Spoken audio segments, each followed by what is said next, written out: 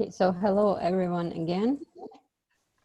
And today we are talking is the final lecture of our course, which is going to be an overview kind of, and we are going to talk about depressive realism and disillusioning function of psychoanalysis, and also about the future of psychoanalysis. And there are actually no reasons why those are black and white. It's not that I see future of psychoanalysis as something bright. There's not always a reason why stuff is black and white. So yeah, the way I see psychoanalysis, it goes really well with depressive realism. And because of this disillusioning function. And it's actually the way I see the future of the bright future of psychoanalysis, that it's more depressive. It's something about Freud after the late Freud after 1920s, when he wrote the Beyond the Pleasure Principle and started to talk about death drive, human being as someone who is dying while alive, not as a creature who aims to enjoy. So it's kind of different perspective of a human being. Also, let's see. It's the same slide I show you, the last slide from the our last lecture, and it has nothing to do with psychoanalysis, but I'm very sorry for it. Really, it's irrational the way I'm in love with Zapfe, but still I think that it's kind of everything else I will explain today, and everything else in this class we were talking, and you were talking, not only me. It actually shows this slide has it all, so it's kind of enough to to understand it for this class. So Zapfe was talking about human being and our consciousness, our thinking, especially critical thinking, as a mistake, because it's painful. It's biological paradox. We have too much of the consciousness, too much of this painful stuff. It's kind of a disaster. So human being is a mistake because there's this painful ground of who we are, and the only thing is possible how to lead our lives. So what we do during the whole history of humanity and during each personal life is we use those defense mechanisms, some of which are isolation. So we basically repress those thoughts that are painful. We repress the thinking as such, critical thinking. We try not to think too much, or we're trying to concentrate on something which is some thinking which is not painful, some common ideas. And so we try to distance ourselves from those destructive thoughts, from who we are, from our consciousness, to repress the consciousness. Sometimes we use alcohol, for example. It works the same way. You don't do it. So just to stop thinking, because it's painful to be who we are, and to think it's painful as well. So to coincide with our nature, it's painful because human being is a mistake and consciousness is a mistake. It's kind of it's too much of consciousness, because we want meanings, and nature is meaningless. It can't provide us with meanings, and for many other reasons we were talking about. And the other defense mechanism is anchoring. So when we invent those ideas, higher meanings, for example, God, church, state, fate, people, future, it's up for examples. But also we can talk about love, we can talk about health, now the future, the bright future. So all those stuff that we see as a meaning of life, and we try all of those defense mechanisms are actually connected, because we can talk about the anchoring and isolation as similar things. So we're trying to concentrate on something and on some higher ideals, and refrain ourselves from disturbing thoughts that it's meaningless and that there is no such thing as those are, they're not real, the higher meanings and the higher ideals. And sublimation, that's the Zapfer's favorite, when we the sublimation, not in Freudian sense that we sublimate sexuality, just sublimate who we are, this painful feeling and consciousness. We transform the tragedy of our existence into the philosophy, literature, and art. And today we can actually see that I can see in my Facebook, for example, that people started to talk a lot. There is lots of narratives, there's lots of talking about what is going on, and we talk to each other a lot about what is going on. So we started to talk more, including philosophers who talk more. And in this we can see that we are just scared. All the people are scared and they need to explain themselves what is going on. They need to provide the framework to understand what is happening, because what is happening is very new. It never happened before. And so the way I perceive language, not only me, is that it has this therapeutic function, that we have this illusion that we can explain. We can explain to the end what is going on. So to take control of what is going on. But this situation is paradoxical, because we see that everything is happening now. We can see that we can't take control, because it's not only about coronavirus, which is happening now. It's about, anything can happen, right? We will never be prepared for stuff. It's not about the current situation. It's about it kind of showed us the reality that we will never be prepared to everything. And philosophers are talking too. So all the people, they feel now that we need a new paradigm. We need new story about the world, about us. And it's the same crucial on a level of how it changes the world. It's probably same as Second World War. And so it changed the paradigm, it's changed the understanding, it will change the understanding of who we are. So we'll finally, if we'll survive, we'll find some framework which we'll be fine with. So we'll find those new ourselves, like after the Second World War. People were talking about it a lot, and later they just got used to certain paradigms, how to talk about it. But they were talking about it a lot because it's actually hard to explain. We didn't have a mechanism how to talk about it before. And but the very process of talking about it shows that we don't understand what is going on. And the other thing is that especially those philosophers, the paradigms that they use and narratives that they use is the narratives from the past, right? So for example, we are talking a lot about now the state of emergency, the standard concept, but it was invented before this thing happened and before it changed the world. So which means that we can't use it anymore, that it's not relevant. So nothing from the past works, which is and the only thing we're trying to do now is to take those narratives from the past, because we are scared, and explain using them what is happening.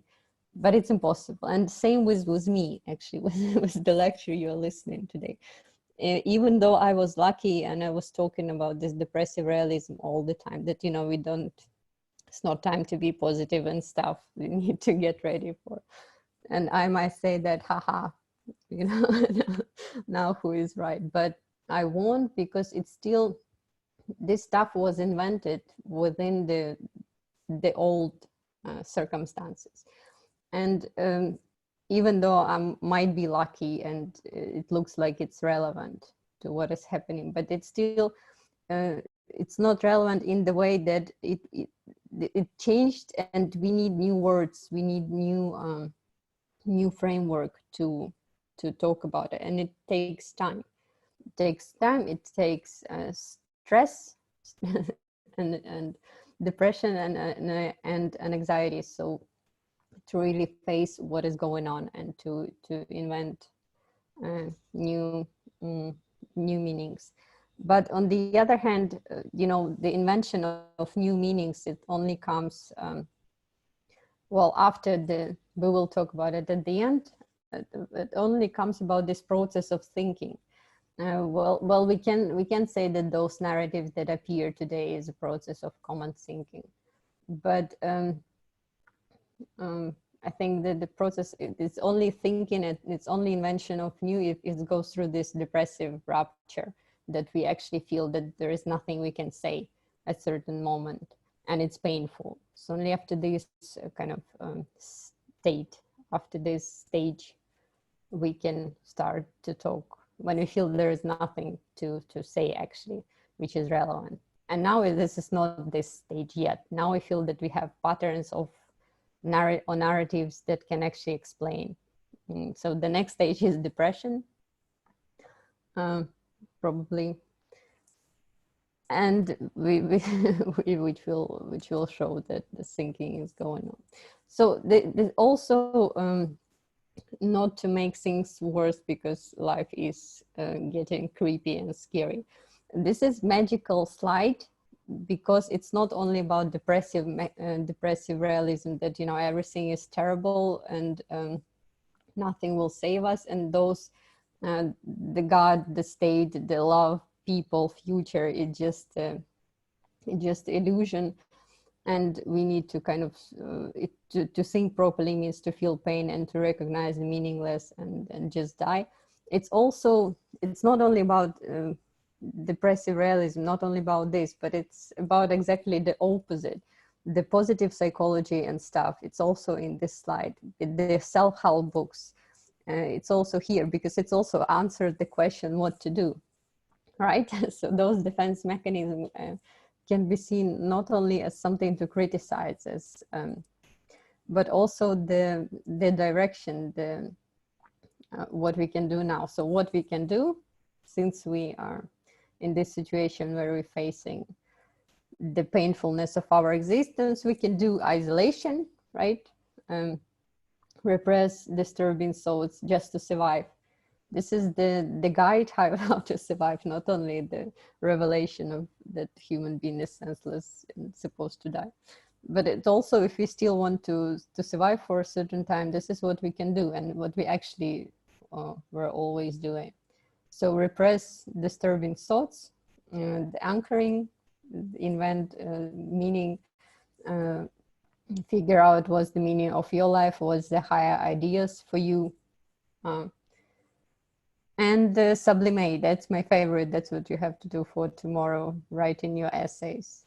You sublimate your awareness into philosophy. So it's actually, it's not only for your good, it's not only self-help, but what you're actually supposed to do while studying at university. Actually, university can be seen in SAS even as one of those defense mechanisms, that we have some structure that gives us the impression that it's you are gaining some knowledge that will be relevant for the future world, that you have some certainty in your life, so you'll have a knowledge, you'll find a job or do something else. But in this situation, we can actually see this situation in the world. We can see that maybe higher education or education as such, it's not relevant.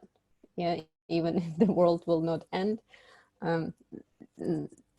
not sure that the higher education kind of will not really reveal itself as useless, and actually something that doesn't give you the knowledge that you will need for your future life, because hell knows what kind of knowledge we need in this life, except for wearing mask and washing your hands.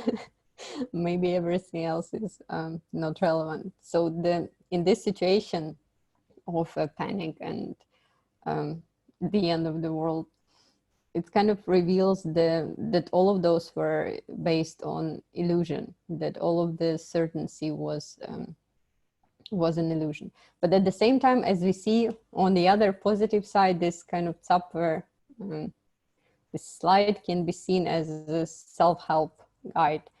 So even though it's invented meanings, they work for a while. But it's still, maybe we can perceive it as the positive psychology, the common, within the light of common psychology of the guide what to do, write essays and transform it into transform it into art, and concentrate on something positive and establish meaning of life. Hello, Alisa. We can also, it also radically different from this positive psychology, because positive psychology gives us the illusion that those things are real. Here we can see that the basis, that it's always there, is this meaningless, is the depressive state of feeling that we are a mistake. And it's always there, no matter how we're trying to escape for it, no matter how effectively we use those defense mechanisms, it's still always there, and those are only defense mechanisms. So the basic state stays the same. And in positive psychology, there is this impression, the illusion that you know, those things can finally kind of become real, and we can correct this mistake. So human being will not be a mistake. That thinking can be can lead to a happy life, which will be like a happy ending and no suffering anymore. So that's the problem with contemporary psychology, with the perspective. So here we can see both. We can see both because it's magical slide. Positive psychology, self-guide, and depressive realism principle, which will actually, any slide in this, all of the slides in this lecture will just repeat this slide. So we can talk, we were talking in the first meeting about the biomorality of happiness, and that it increases unhappiness. It's Alenka Zupancic term, the biomorality, but also we were talking that Frankfurt School also claimed that this this idea of happiness, that we're supposed to be happy within the present order of things, present political order. So we're kind of forced to be happy and to transform everything negative into positive. There's this ethical idea within our society that being happy, being positive is good. And the problem, so it's again coming back to the first slide, hope you remember it by heart now, is still this perspective that everything can come to the happy ending, that the happy ending can be real, and we can just persist in happiness. And if you don't do it, you are amoral, the bad person.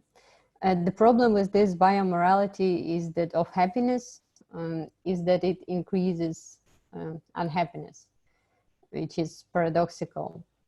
And so it's actually makes us feel even worse, because we strive for happiness, but because it's impossible to be completely happy and forever happy, it makes us even more unhappy, because we don't we are those bad people who failed to do it. And we remember the Mappa Bridge story with the positive, with this, the bridge where people used to commit suicide, and the psychologist program to prevent the suicide, the positive psychology program that actually turned out just to increase dramatically the level of amount of suicides. And also the happy room experiment, when people feel more sad when they fail in a happy room, which was imposing the ideal of happiness, which was overvaluing happiness. So wherever we overvalue happiness, it actually makes us more unhappy. And so this is still the first slide, but with the accent that those anchoring, those defense mechanisms are actually can become real and can be transformed into self-sufficient stuff without being just a defense mechanism. And the whole psychology, common psychology, and our common sense, they actually based on this illusion that it's not just defense mechanism, and they don't function just a defense mechanism, they function as a reality, and this is the reality. So they kind of obscure, they don't let us to see that it's not the basis, that it's that they are in reality just defense mechanisms. And also, this can be seen in the way depression is currently, the word depression is currently functioning. So American Psychological Association defines depression, the major depressive disorder, as a common and serious medical illness that negatively affects how you feel, the way you think and how you act. So fortunately, it is also treatable. And we know from the common sense that depression is treated in this way. And this is the good thing, probably, because the goal of psychiatry and the goal of psychology is to make people feel better, just their goal. They're not philosophers. But if you are a philosopher and you don't have any goals, you have the freedom to actually question this perspective, right? Which psychology doesn't have this freedom. Well, if you're a psychologist in a way Nietzsche was a psychologist, he was calling himself a psychologist, then yes, but you will be called it means that something wrong with you as with a psychologist, but you are a philosopher, the useless creature that questions something that is obvious, and there is no reason to question it, actually.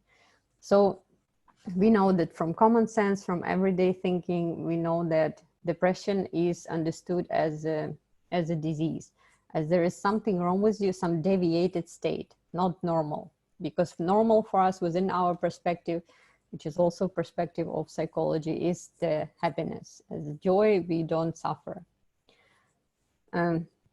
Unlike for Zapfer, which is normal, is suffering. Not normal, but so mistake is kind of normal. It's not normal, but it's normal for Zapfer. But for psychology, for common sense, everything is more simple. The normal state implicitly, which is implicitly proclaimed, is state without suffering. They don't recognize that the thinking is suffering and who we are is suffering. Then every happiness that we can take, it's just we're running away from this basic state, but we can never actually run away from it completely. There's supposed to be always something which we can sublimate. So depression is perceived as a deviation, and we all know it about ourselves. When we feel depressed, we are looking for some help, and probably we're doing the right thing, because even according to Zapfer, we are there is no other way to survive, right, except for those mechanisms, just the choice of which mechanism, defense mechanism, you will choose. Philosophy is the best one. But still, nonetheless, it still remains the defense mechanism. So the other thing, the way depression is treated within the psychotherapy, and we see as well the stigmatization of those, of the depression of people who are sad, of the people who suffer emotionally. Within the cognitive behavioral therapy, the CBT, which is currently called the gold standard of psychotherapy, so the way it's the perfect psychotherapy, the way it's supposed to be. According to CBT, there is such thing as depressogenic thinking. And depressogenic thinking is perceived as a cognitive pathology that CBT therapists are actually trying to correct. So if you go to a CBT therapist, they will try to transform those depressogenic manifestations into the something more constructive, more positive, because depressogenic is perceived as, if you have depression, if you have those thoughts, depressive thoughts, it's for them, within this perspective, it means that you are they don't coincide with reality. So it is an illusion, kind of, and they are not productive, right? So those are such, the examples are, I'm worthless and ugly, no one values me, for example, or I'm hopeless and things will never get better, things will only get worse. So for CBT practitioners, and the thinking is such thinking is pathology because it doesn't coincide with reality. But we also see the ethical element to it, not only scientific kind of element, but ethical element. It's mostly because maybe we don't like it, or maybe there is this idea in our society that it doesn't coincide with reality, because it's nice to think that the idea that I'm ugly, no one values me, doesn't coincide with reality. It's, you know, people are going to pay for it if someone will tell them, the professional will tell them it's not true and try to heal them. But why they are not true means it might be so that they are true, right? And you are ugly, and I mean, I am ugly and worthless. And it's even worse because we can, if you go deeper with this thinking, the prosogenic thinking, you'll just understand that first, no one cares whether I'm ugly, which is even worse. And no one values me. And the second, that there is no such thing as ugly and not ugly. Those are just this is the common illusion that there is such thing. And things will only get worse. Well, how do CBT practitioners know how these things will be? So, for example, if you take for example, 2 months ago, yeah, if some CBT therapist had a patient, and the patient had the depressogenic thoughts that the world will collapse, yeah, of course, it's irrational thinking. And the CBT practitioner was taking money to cure this kind of thinking, that everything will get better, right? And but then this happened, right? What is happening now? So who was right? Yeah, and maybe the person need to ask their money back for this service, because it was persuaded, the person was persuaded that everything is going to be fine, that the person is beautiful and people value the person a lot. So now what I mean, of course it works, right? CBT works, and it's great stuff because it helps us with those anchoring mechanism. It helps us to survive, but it doesn't mean that it's the idea that is behind it, that this positive view, and the positive view that it's tried to impose on us and we pay for it, that it's everything is totally fine with it. And CBT basically works. It's very the good therapy in terms of results that it wants to attain, but the very the goals that it wants to attain, but the very goals are unfortunately questionable. So psychoanalysis doesn't work, you know, that in this way. It's provocative therapy, and it works in, if we can even call it therapy. So it's kind of the opposite of CBT. But the fact that it doesn't work, it not necessarily means that it's a bad thing, right? I mean, it doesn't work in a way that it makes people life better in this way, more positive in this way.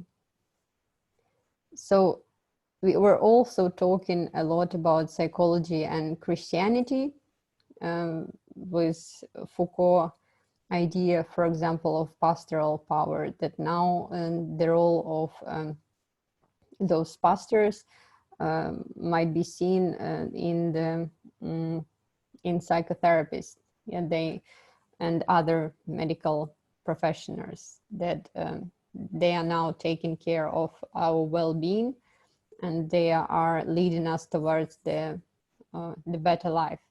It used to be idea of a heaven and a pastor who is leading you towards the heaven and telling you what to do and imposing what to do.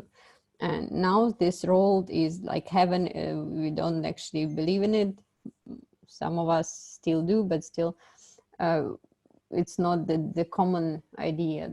The common idea now is we need to transform our present life into the happy ending. So we have to attain this state of happiness, of eternal happiness within the present life, was not after death. And the people who are responsible for it, for our mental health, to relieve us from suffering, are psychotherapists and well, the medical establishment as well. So we see that it's not, even though we claim that we are secular now, we are not that different from the way we were before. But now it's actually very interesting that you see that religious structures are in conflict with medical structures, because now people will not be allowed to gather in church for Easter, right? And because of the medical prescription, that because of their health issues, to keep ourselves healthy, and medical establishment actually doesn't let us to go to church. So we see the conflict, which I totally agree, we shouldn't go to church. So we see that the conflict of those two institutions, but nonetheless, it doesn't mean that they have something common in it. And maybe just we have this initial need for the defense mechanism, which it was satisfied. It used to be satisfied by religion, and now it's satisfied by psychology, right? There is someone who's given us hope, someone who is telling us what to do to actually to get the state of the absence of suffering. But it's also true that within psychology and within Christianity, within all of those apparatuses, there is the other side, the opposite side. For example, in Christianity, in religion, we can also see that suffering is valued and given a higher meaning. So we can see human being as a suffering being and as the sacrificing themselves to God, to other people. So there is also always present this, not only the idea of human being as someone who wants to enjoy eternal life and be happy during this life, wherever, or at the end, right? No matter where this end is, but also the one who is ready to sacrifice themselves for something, and who is ready to suffer. And in psychology as well, it's not only the common psychology, it's not only the idea that humans have to be happy. It is main one, I think, but there is also the understanding that for example, the taking care of other people making us happy, which I don't agree. It works a bit the different way.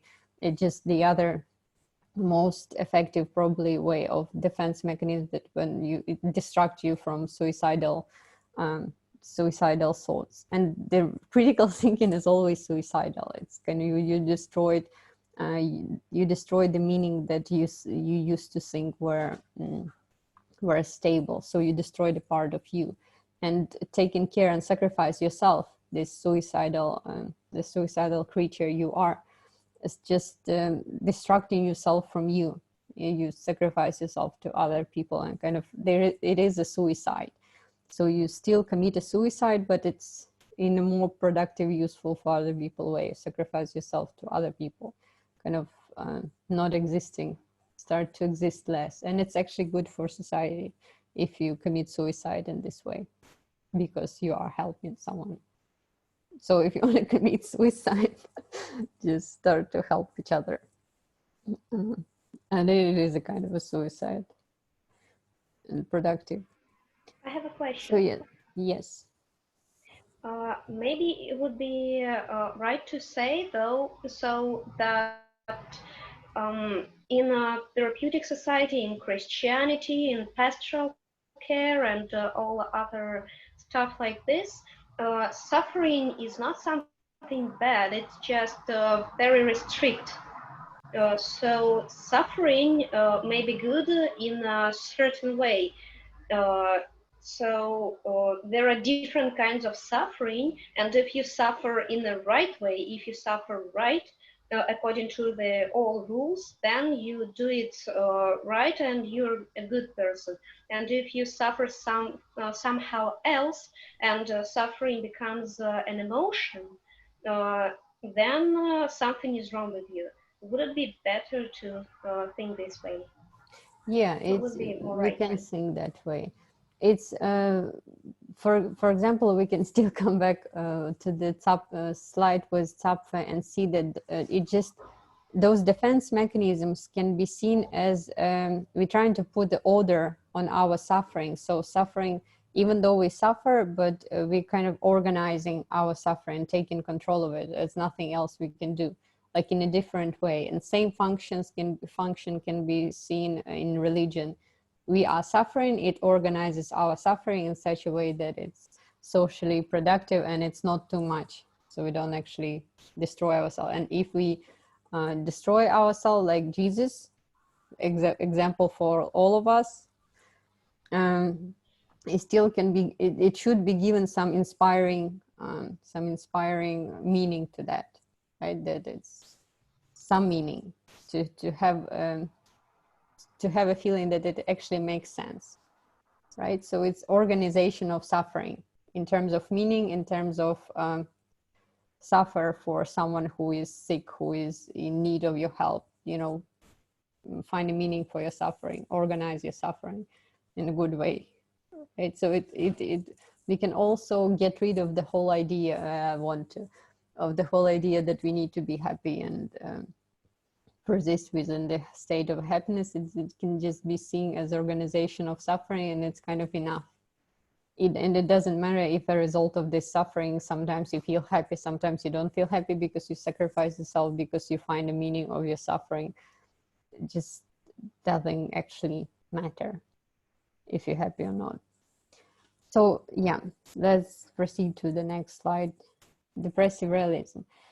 Now we're talking about the depressive realism. So kind of I will try to show that with the perspective of depressive realism, that the other side of the other story is possible, that it's not this the presogenic thinking, which is pathological, which it doesn't coincide and describe reality properly, that actually depression might be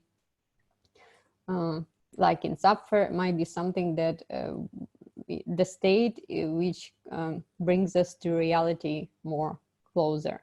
And there is a research in psychology that actually might prove this. Depressive realism, the good book to read is Loss of Sadness, as Alan Horowitz. He is talking about, he's sociologist, I think it's 2007. He talks about psychiatry who transformed the normal sorrow into depressive disorder. So within this perspective, what we don't see, the perspective that we have to be happy and the suffering is deviation, depression is deviation. What we don't see is that sorrow, when you feel sorrow, you are depressed, it might be normal because you might have reason for it. If someone, because of the loss of a close person, or because something terrible happened in your life, it's actually normal to feel sorrow. But because of this ideal of a human being who is not suffering, and depression, sorrow as a disorder, we feel that even normal suffering, emotional suffering, we feel that we need to cure it, to be normal. So Horowitz tries to show that not all the sorrow is deviation, that it's we need to go through the stage of a sorrow when we feel lost, because we are social creatures, and to show ourselves that we ethical, that we value people who are next to us, and to be human means to feel this sorrow. But for him, he distinguishes that there is a depression which is disorder, and there is a depression, a sorrow, which is normal. And he claims that even those normal states of sorrow, they might go wrong, and we can tell if they went wrong if they don't coincide, their intensity don't coincide with what happened. So for example, if you feel intense depression, intense sorrow as a result of something unimportant, something not that terrible happened. You remember my example with a balloon which popped and my child, and it was intense sorrow. So if it's unrelevant to the cause of this sorrow, that means it's pathological. There is a need to treat this state. And but if you lose someone, like it's normal to be extremely sad. It's normal to be depressed and to even be suicidal because it was that important to you. And but it also questionable who will show us the line when it's pathological and when it's not pathological. Like if a child values the balloon a lot more than other people, and the child feels intense sorrow. I mean, it's good that we need to have those parameters, whether we can, which kind of depression and is pathological and which is not, but it's hard to figure out those, the line where it's pathological and where it's not. And according to Sapfer, the more we think, the more we self-reflect, the more critical our thinking is, the more we coincide with our awareness, consciousness, with who we are. The more deeper we go in our thinking, we are discovering the meaningless of life, that we are a mistake and nothing will get better and stuff. So for Horowitz, it's pathological. So it's such kind of thinking. So at the basis, we might claim that all of us have the pathological depression. It doesn't mean that we don't have to treat depression, right? Because without those defense mechanisms, we just wouldn't survive. But here, the tricky question is that it's hard to see the line on which type of depression is normal and which type is abnormal. But still, this perspective, these doubts, is much better than just treat any depression as a deviation and stigmatize yourself when you're depressed and feel even more depressed because you are depressed. This is much better than understanding that depression might be normal and actually normal, adequate reaction to the events or causes or circumstances of your life or the life of the world. So it's better. And also positive illusions. Positive illusions are, if you think about it, actually same. The term is same as depressive realism, because if reality is depressive, then the positive stuff is illusion. So to say this positive illusions is kind of a synonym to depressive realism. A positive illusion is actually the concept within positive psychology, a quite common concept which was suggested by Taylor and Brown in 1980s. So the positive psychology also recognizes that our thinking is based on functions in such a way that it includes those illusions. And they recognize that this positive stuff is illusion. So those are cognitive biases when person has unrealistically good ideas about themselves and others and situations. and their lives. So examples of such positive illusion is unrealistic optimism, illusion of control, and illusory superiority. And this is the part for positive psychology, even though it recognizes those are illusions because they don't coincide with reality. It still recognizes them as a normal way of how our brain functions. And again, coming back to Zapfe, it's just those anchoring mechanisms, but are recognized as the norm, recognized as a final reality. Well, not final reality, it still recognizes that it's illusions. So the one that I like the most is illusory superiority, and the other name of it is the Lake Wobegon effect. So the Lake Wobegon is imagined city, town from the American radio show, which is a great show. You should listen to it.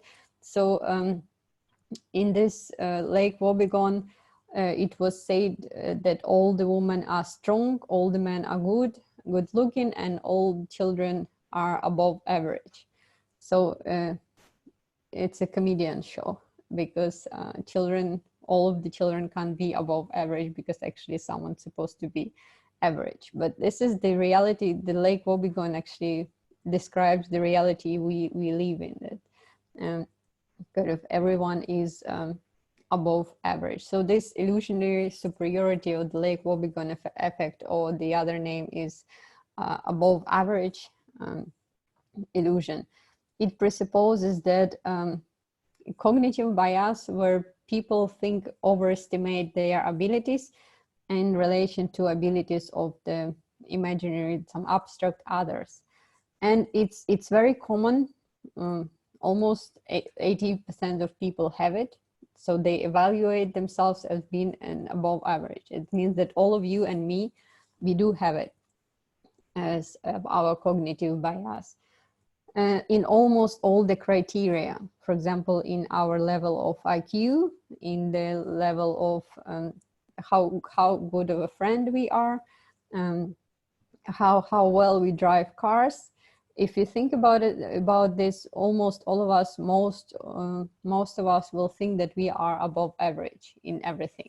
Even prisoners, they think that they are above average, better than other prisoners in terms of the way they are disciplined, the way they are kind, supportive than other prisoners. So we kind of, all of us have this illusion of superiority. The problem is that because of the mathematical laws, all of us can't be above average, better than others.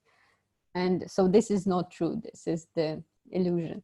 And the only group of people, not the only, but one of the groups of people who actually self-reflects on themselves more realistically, so it doesn't have this bias, is people who are depressed. If people who are in depression, they actually can evaluate themselves more realistically, which is not a good feeling, because it turned out that you're ugly, yeah, and you are no one values you, and things will get worse in your life, and you don't deserve whatever. So in no one, your depression is when you realize that this is kind of a truth, yeah, and no one there to tell you that it's not true, that it just the presogenic pathological thinking, which not pleasant thing to do. That's why we try to heal depression. Maybe not depression in terms of this pathological state, but sadness. And the term depressive realism as such appeared in psychology with in Alloy and Ambronson paper, Seder but Weiser. So what they did experiment. This paper describes their experiment with 144 depressed contra 144 non-depressed students. So what they did, they asked depressed students and not depressed students to evaluate how if they have control over the button the button, if you press it, there's supposed to be a green light. So you press the button and ideally the green light switches on.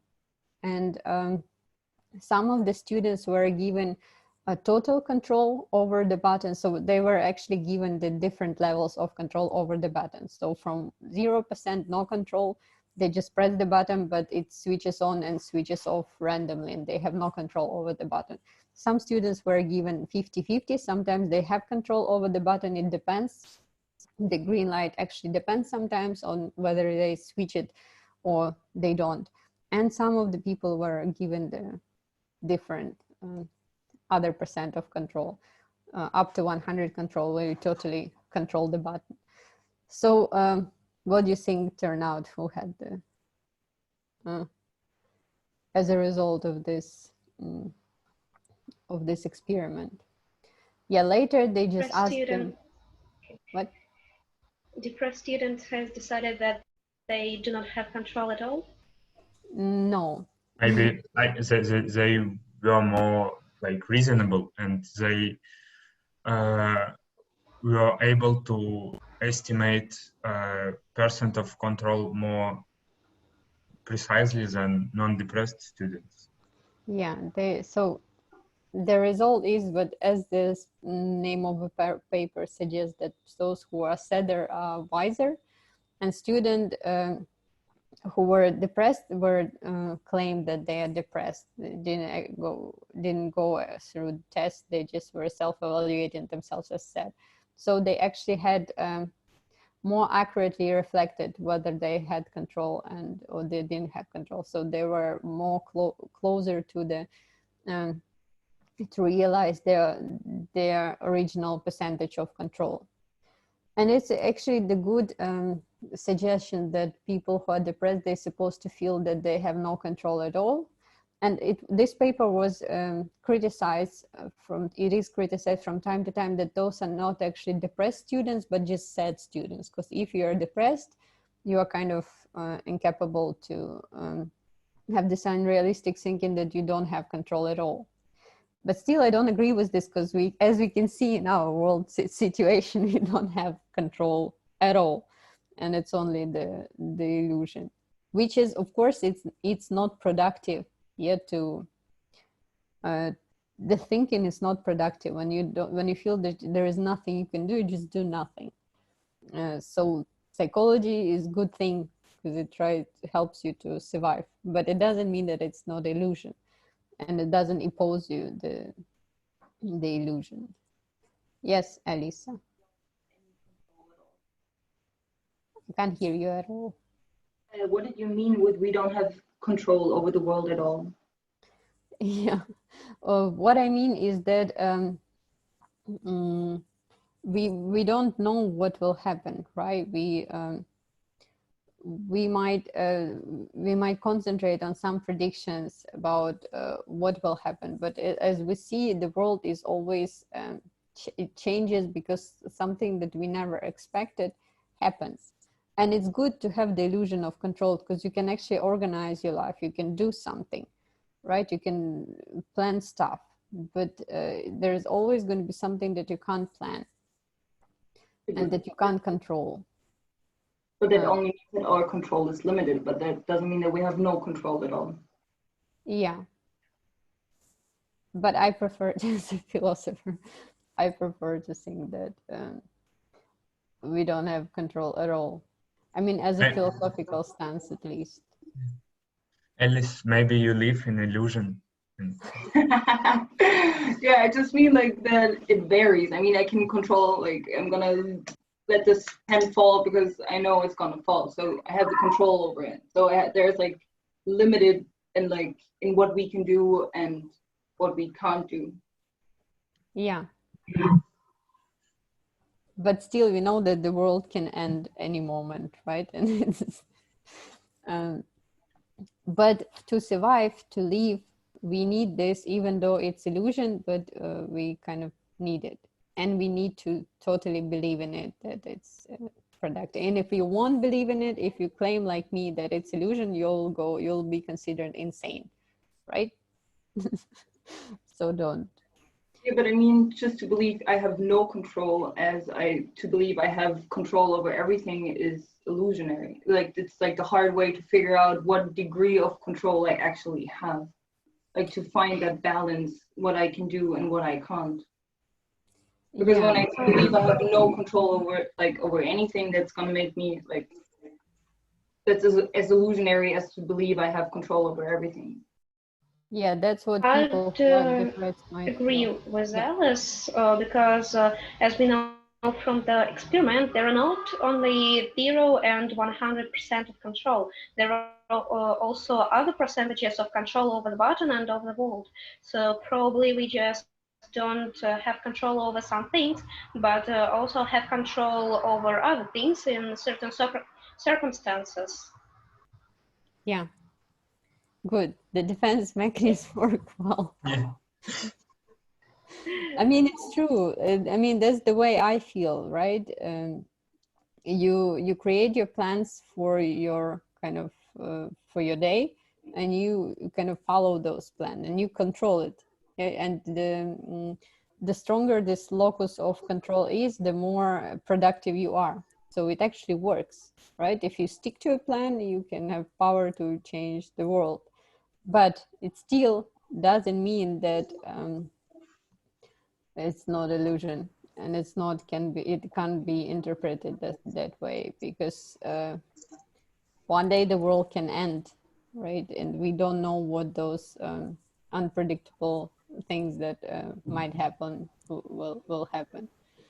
And illusion really work, because people, those defense mechanisms, even though we will consider them as defense mechanism, as illusion, but we have a whole human civilization, language, everything, the books, because of those defense mechanisms. It's not, if we get rid of them, if we get rid of the feeling that we're controlling something, even though it's illusion, it's productive illusion. Because of this illusion, because we just didn't commit suicide and stop living, we have all we have, right? So let's take control everything. But in a certain moments, that it is like moment which is now in human history, we can see that the state of uncertainty, the state of our helplessness, that we don't have control, we are scared, it reveals itself. And we are, maybe though we have optimistic expectation, and maybe they are correct. Yeah, the world, like UK Queen said that it's going to be hard, but then the good days will come again. Maybe she's correct. But still, we feel something now, that it's this initial state from which we try to run away. Yeah, to persuade ourselves that to find a way out, to persuade ourselves it's going to be fine, to support ourselves. This running away from somewhere, it still kind of shows us the basic state we are running away from. Even when we try to be happy, this still confirms that we are not happy, because we're going somewhere from somewhere, the state of unhappiness we are running away from.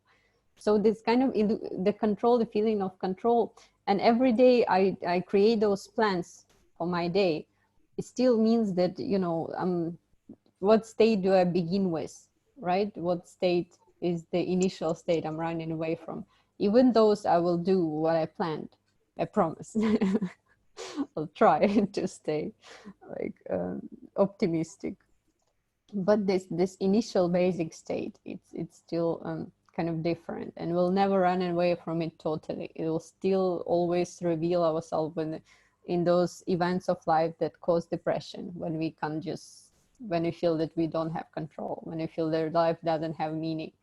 It will happen to you. And now with the world is going on, what's going on in the world, we still this we are scared, and we feel this initial state from it's hard to run away, but we'll find a way. We'll find the framework to explain it, we'll find the framework to deal with it. And but it still revealed something to us, this state of uncertainty, the state of where we don't have narrative to explain, a state when we are new to ourselves, right? We have never been in this state before, in the circumstances before. So yeah, so let's see. Can I ask one more question? Yeah. Isn't that also like a problem that we always like tend to think about the future and the past, and I can't control the past because it's in the past, and the future is unpredictable, and we never like really allow ourselves to be like in the now. Like that this is our major problem. Yeah. Like, yeah, I make plans for the whole day, but I mean, I don't know what's going to happen. Future is unpredictable, but I know I can kind of predict what is happening right now. Yeah, in some way, the future is illusion because we are never in the future. Yeah, it's just some fantasy in our mind, and what we have is a present moment, which we are not capable to feel, because once we remember about it, it's already history. But it's even more sad. There's nothing we can do. Yeah, so let's talk about, there is other guy who is also great, Joseph Forgas. He was trying to support with his own experiments and to check the depressive, the initially suggested depressive realism hypothesis. So what he claims is that as a result of his experiments, he claimed that actually sadness, not depression, but sadness, reinforces critical thinking. It helps, which coincides everything with Zapffe, helps to reduce judgmental bias, improves attention, promotes more skeptical, attentive thinking style, and underlies and changes empathy and increases perseverance. So those first aspects, it's really is about thinking. So it helps you to concentrate and to be more attentive to details, you know, not in this state where you not concentrate in a state of illusion. But it also, what is interesting, it also underlies and chased empathy. And it's not rare that people who are pessimistic thinkers like Schopenhauer we're going to talk to, they actually talk about the empathy, that if we are sad, this is who we are, like the final reality, the bottom reality of who we are. It's somehow the next thought is not unrare, that the next thought is we have to support each other. And which is weird, because intuitively you might think that happy people actually support each other, and supporting each other makes people happy, but there is opposite, the other way. It's might be nice to think so, that you are kind when you're happy, because both are great like ethical ideals, and they're supposed to coincide, but maybe they don't. And also about happiness, those students, those people who are happy, they happiness as a result of his experiment, he claimed that it makes you more prone to stereotypic thinking, so you are more biased, and you are more likely to make such social misjudgment because of the biases, like think bad things about certain group of people because it's bias and you're sharing it with the rest of society, but you are more pleasant companion. And why is that? Even though you don't have this unchanged empathy, you are more better companion, better company for others, because other like when we share with each other rumors, when we share biases, it's always nice to talk with people who share who not engaged with the critical thinking, because it's painful, and share your biases with you and engage in some rumors and will not judge you in a critical way. So yeah, the other thing is that if you talk about philosophy, in philosophy, why I like it more than psychology, because there is no there is actually the ideal of a happy human being as the there is the ideal of happy human being, but there is still the certain line of thinking that is coincide with this depressive realism and understanding that human beings are not those creatures who want the enjoyment and nothing else and don't want to suffer. For example, Aristotle, even though in his idea of politics, he claimed that happiness is kind of important parameter of whether a political system works good or it doesn't, but he still claimed that in certain circumstances, sometimes this melancholy is the sadness and depression, the way it's called now, might be normal. For example, with those people who are outstanding in philosophy, poetry, and arts, are melancholic by nature. So we already see this association in Aristotle, that people who are engaged in thinking are kind of naturally sad, or in art. And later, the saddest thinker of all and the most pessimistic thinker of all is Schopenhauer. That's my favorite quote. I shall be told that my philosophy is comfortless because I speak the truth, and people prefer to be assured that everything the Lord has made is good. Go to priest then and leave the philosophers in peace. So he has this clear distinction between the religion, the way religion perceives and tries to heal people, and the way philosophy proper, Schopenhauer believed that he's a proper philosopher, that it's comfortless. Well, he claimed that he's telling the truth, but actually, well, he was the one who already had this feeling that because of the evolutionary processes, the nature is meaningless and the life is necessary, includes suffering, and it just, if there are moments of joy, they are temporary and they don't last for long, but what is there all the time is suffering. And for Schopenhauer, there is this link between compassion and the pessimistic view. So even though intuitively you might think that if people are pessimistic, so they don't have this,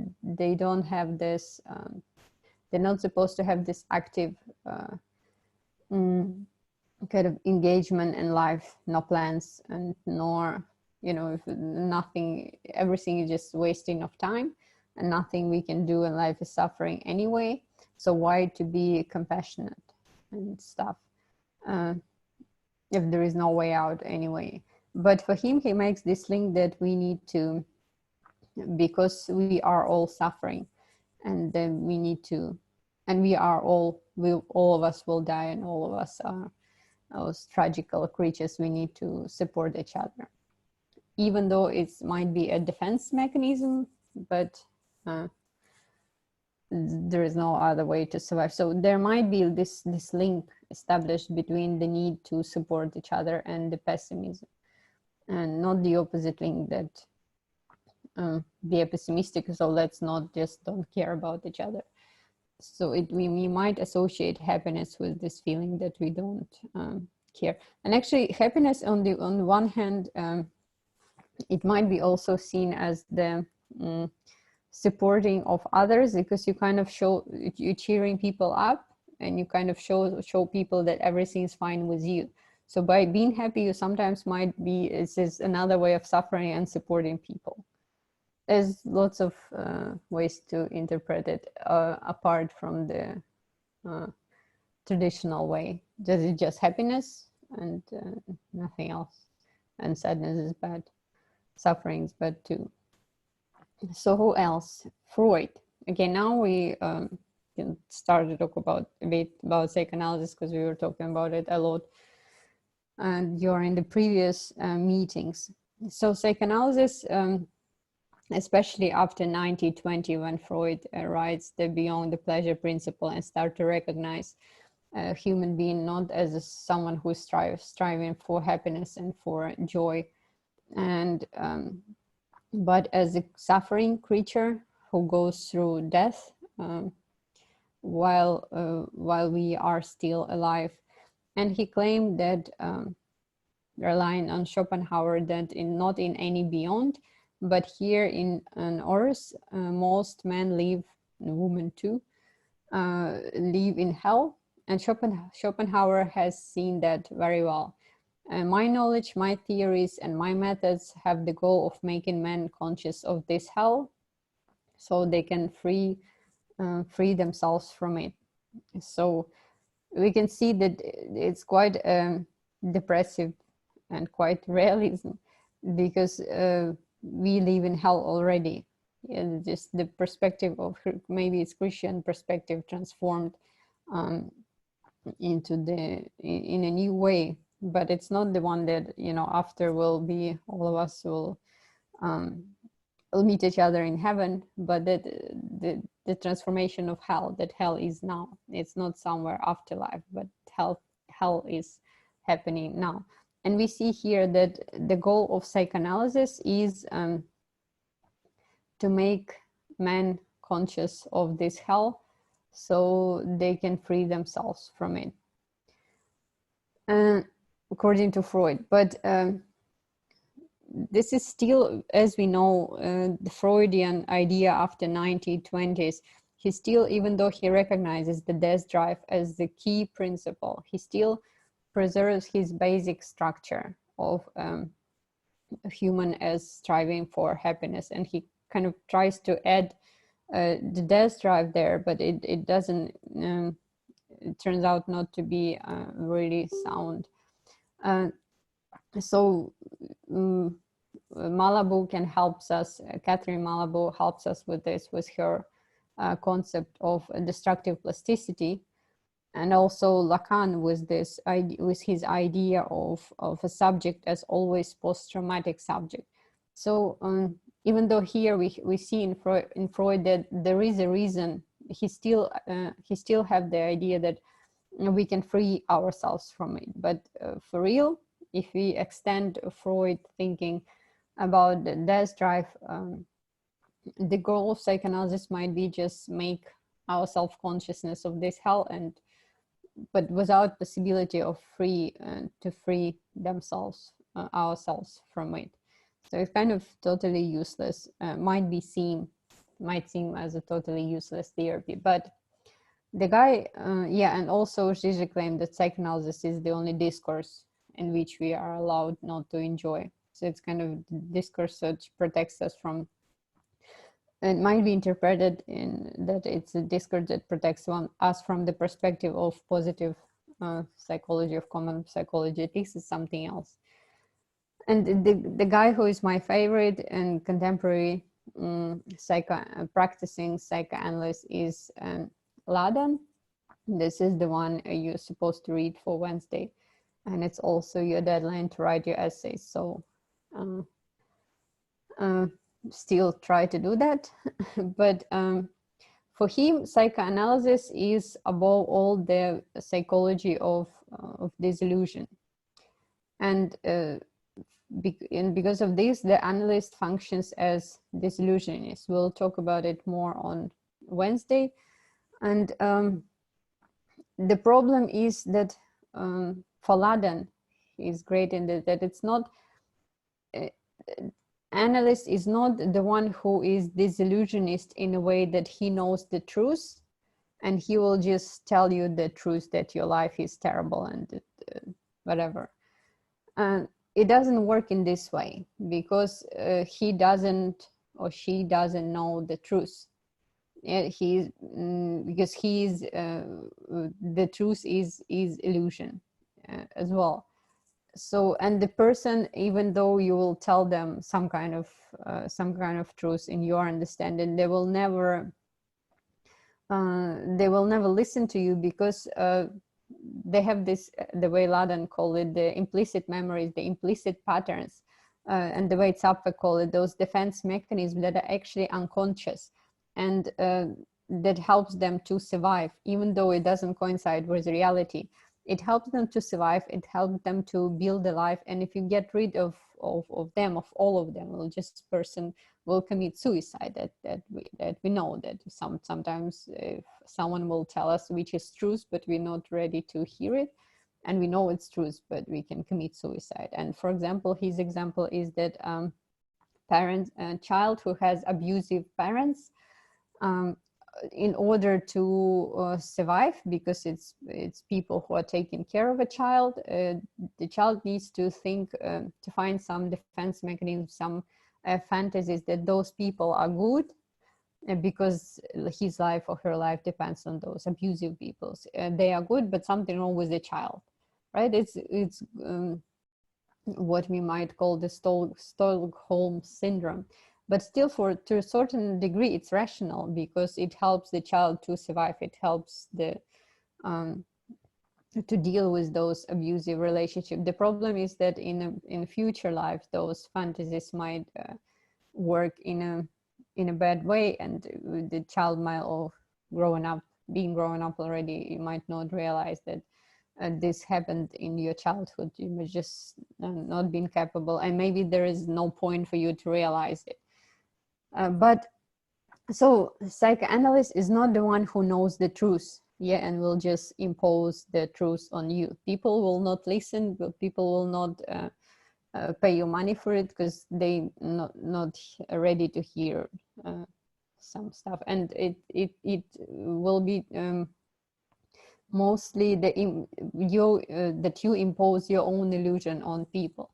Ladan is great in the way that he claims that psychoanalyst is the one who's supposed to go through disillusionment also. So not only people, the patient, but also psychoanalyst goes through disillusionment, that no matter what interpretation he suggests, no matter what interpretation he supposed or she's supposed to doubt in themselves. So it's going through this painful process of seeing that you are not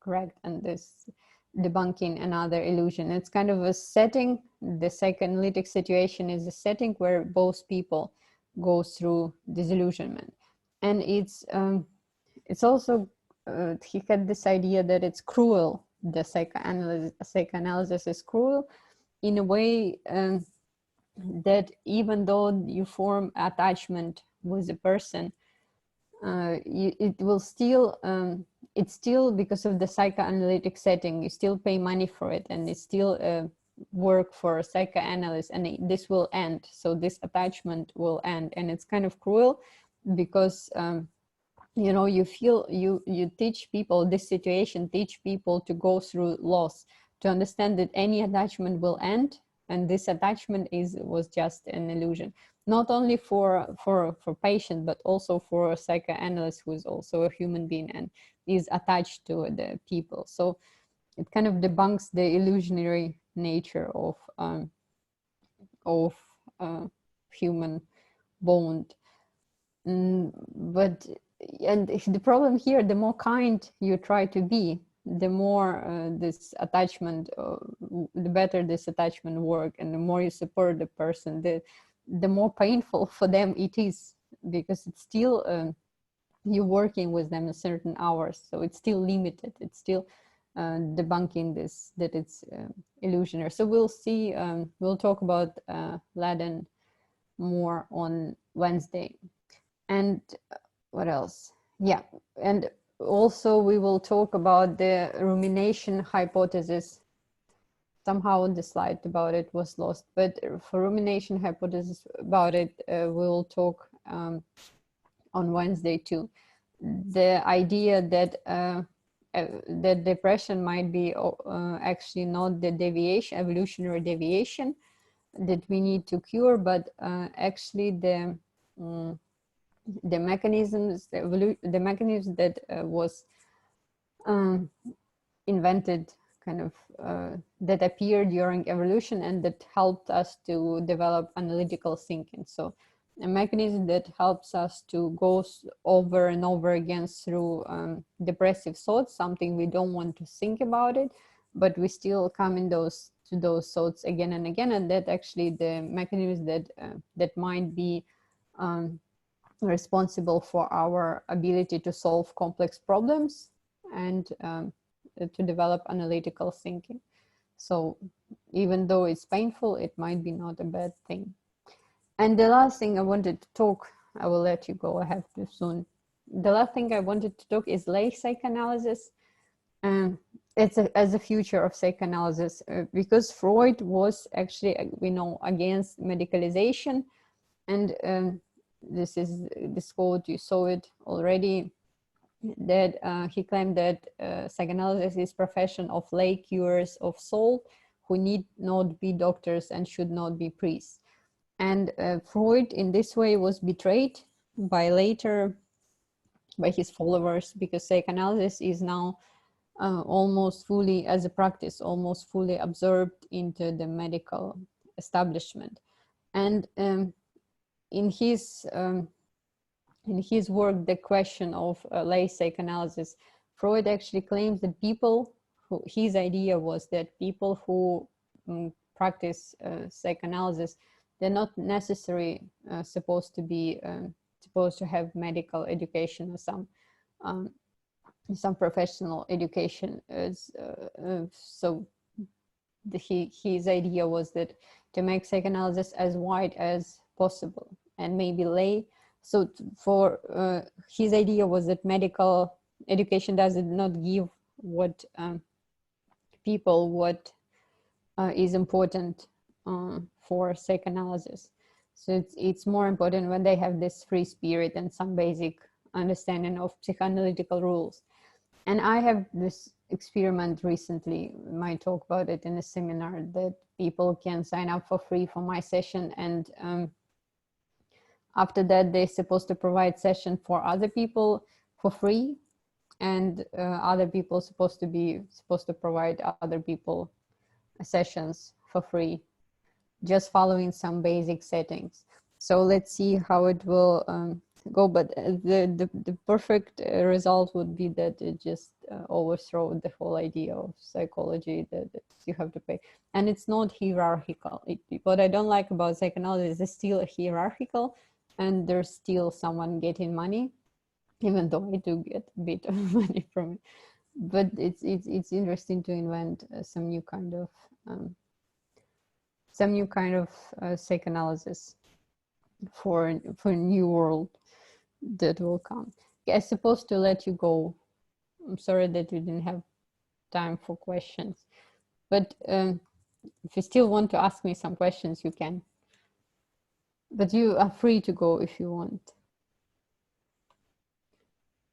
But I may ask small question. Okay. Yeah? Yeah, I will end the recording because it's too long.